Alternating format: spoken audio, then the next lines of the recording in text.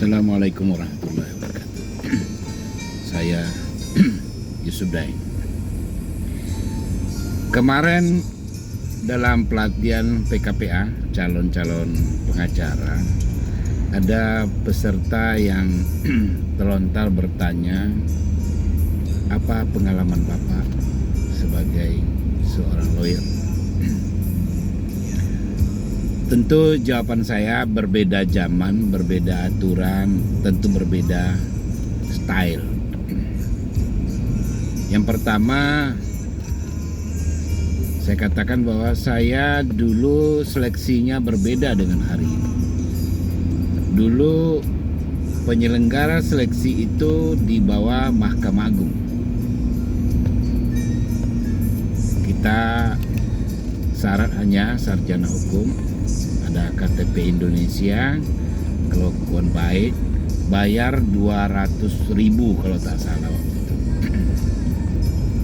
Kemudian kita tes, ada 6 mata kuliah, salah satunya acara pidana, kemudian cara membuat gugatan, ya ramu-ramu lah, pengetahuan umum, ya, menyangkut kewarganegaraan dan lain-lain, Pancasila.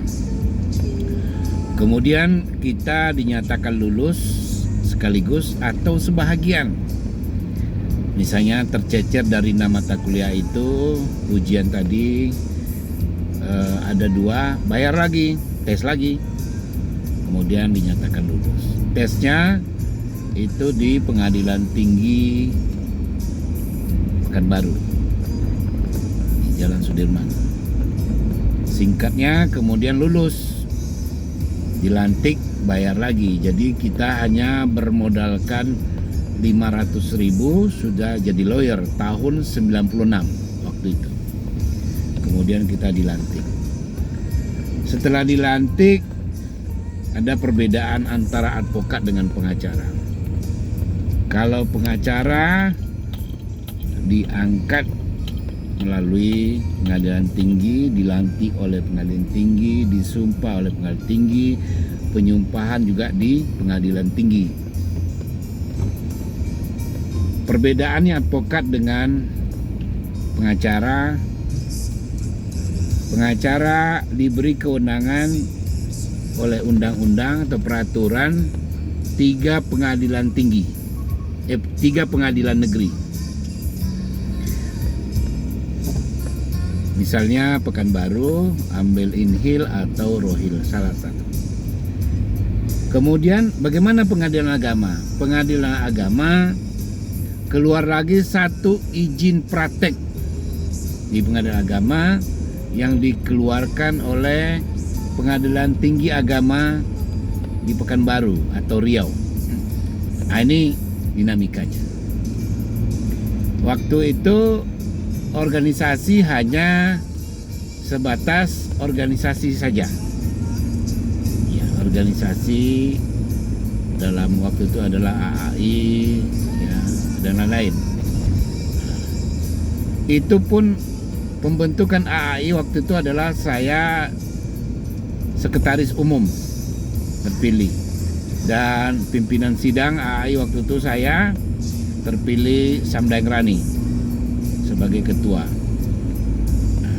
Sekretaris umum saya tahun 97, 98 lah.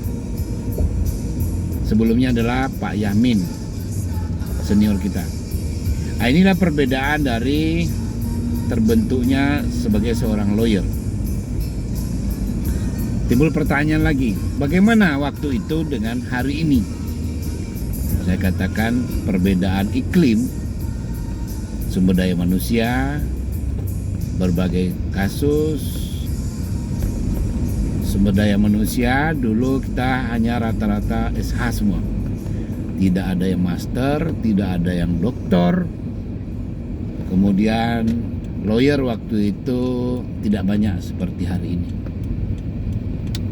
Lawyer pun waktu itu tidak terlalu punya nama di mata masyarakat karena mungkin singkat keterbukaan juga dan pengaruh teknologi information system yang menggunakan IT. Nah, inilah perbedaan pembentukan waktu itu. Kalau advokat dilantik oleh Mahkamah Agung dan bisa melakukan praktek di seluruh wilayah Republik Indonesia.